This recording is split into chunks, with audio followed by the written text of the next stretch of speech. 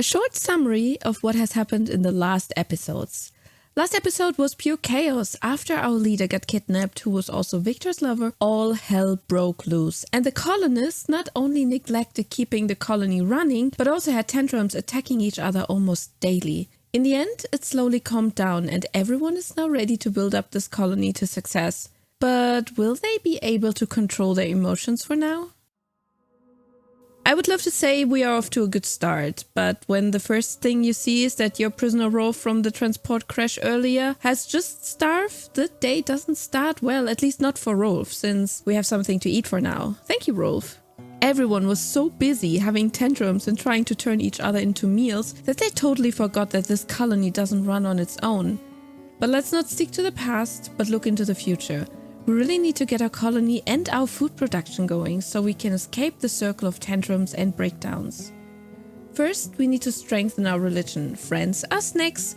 For what we got a few more pieces of furniture that will help us have better ceremonies. Victor put all his effort into building them. Lastly, he even added a pew so people could sit down during those ceremonies. No tired legs or back pain anymore.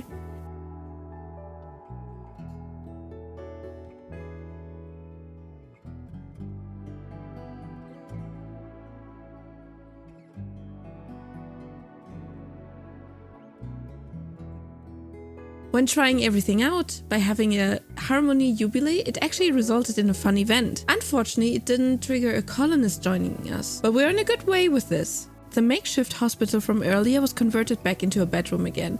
The colonists deserve their sleep, and in Will's case, he won't wake up that quickly anymore because he's now in a coma for not having psychoactive drugs for too long. I do fear we might lose him this way. So far, no trader had psycho drugs for us.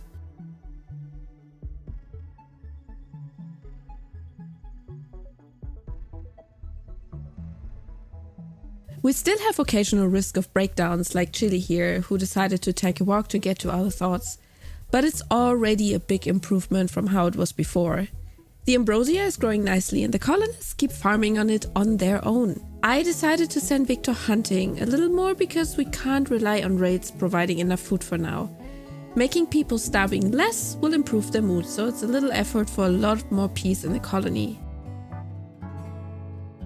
While Victor hunts, Rosales is standing in the kitchen cooking all those meals for the colony. She has the best cooking skill, and this way we can also avoid food poisoning.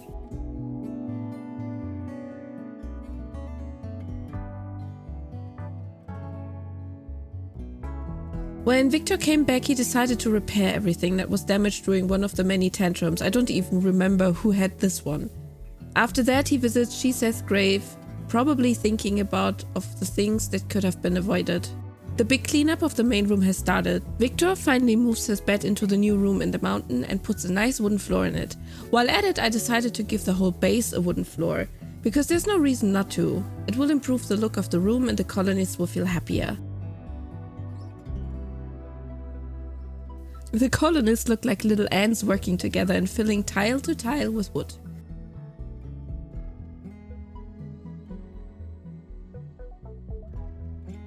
Another thing that really ruined the mood was that they basically lived in a storage room. So I built more shelves. They not only reduce the space you need from storing things, but they also hide away the stored goods from the colonists' eyes so they don't feel terrible around it. Next, I played a little Rimworld Tetris to move the production tables around so they take less space.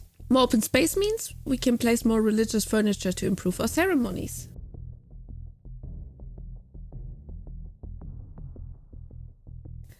The mood bars on our colonists already look so much better. I moved the dinner table so more colonists have a spot to sit down and maybe even eat together.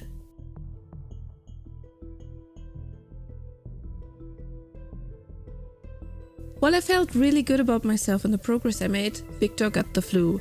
Usually this would have been a reason to panic, but since everyone is calm for now, he could be tended to without issues.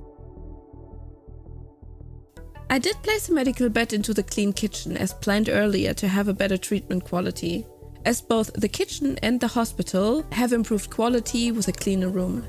Victor recovered from his flu in the kitchen hospital while Rosales took over his job for hunting. I expanded the size of one of my fields to have more rice at the end of the harvest. It was always barely sufficient to feed everyone and having some extras won't hurt.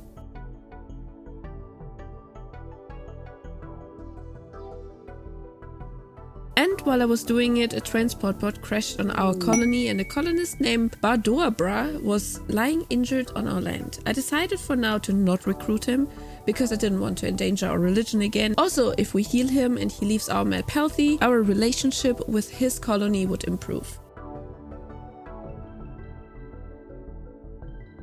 Earlier I made a crop field for trees, but I decided to not leave it empty until I have the required plant skill, but also use it for rice. A group of travelers came by our colony asking for medicine. Unfortunately, we used up a lot of our medicine during the 23.5 tantrums that the colonists had, so I couldn't spare any. While Randy said I could harvest these travelers without any consequences, I denied it. For now, I'm okay, but thanks, Randy. I also finally got to place the spike traps in my new entrance. The thing is there forever, and all my colonists did was hunting each other down in there, but not using it for what it was actually meant for. I also tried for a leader speech and it went terrible, and I don't really know what I expected considering that my leader has no social abilities. I might skip these for now. It was only now that I realized that my fishing zone that I set up in the very beginning of this playthrough was way too small. They couldn't even fish here, and that's why they didn't use it at all. I was already wondering about that, and I blame myself for setting it up during the stream, so I tend to not read carefully, because I clearly got a warning about it. But now it's part of our food production too.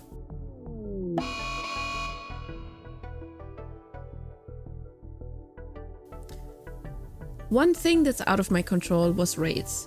They would have happened regardless, so this time it was the Hoseville Fire Home, Fire Demon people. There was also the perfect chance to test the new trapped entrance. And it worked like a charm. They even left us some silver we might need to pay the ransom for Tabitha. When another merchant arrived, I sold him all of the terrible weapons the raiders left behind. I also bought more medicine and a pair of links. I wanted them as a protection around the base. But then I realized just later that they are not even trainable.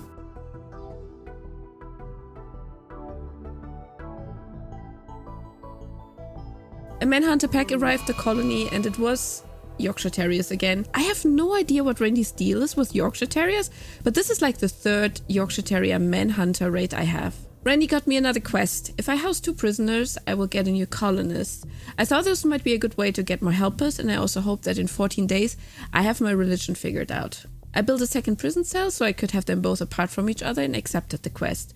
The prisoners were a wolf boy, not the one that kidnapped Tabitha, I checked that, and the demon guy.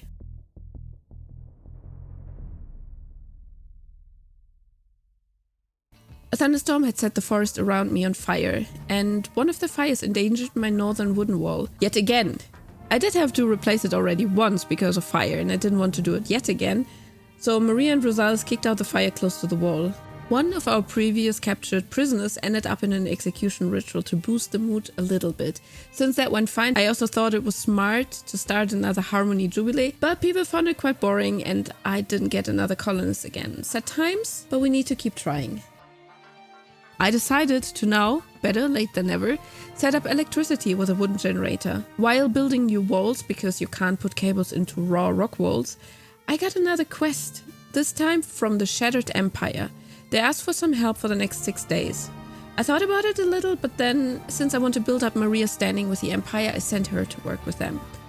Maria has been a big help, and I think especially with these 2 prisoners, it might be a good idea to have 1 eater less, and on the long run the honor with the Empire will hopefully pay off. Maria stepped into the shuttle, looked back for a last time, and then she was gone. Right after, another ambrosia sprout shot out of the green grass close to us, and I told the colonists to harvest this once it's grown. The placement for the walls for the cables took a little longer than expected. The wooden generator is now only a temporary solution because we live close to a geyser and we will be able to get a lot of electricity later on.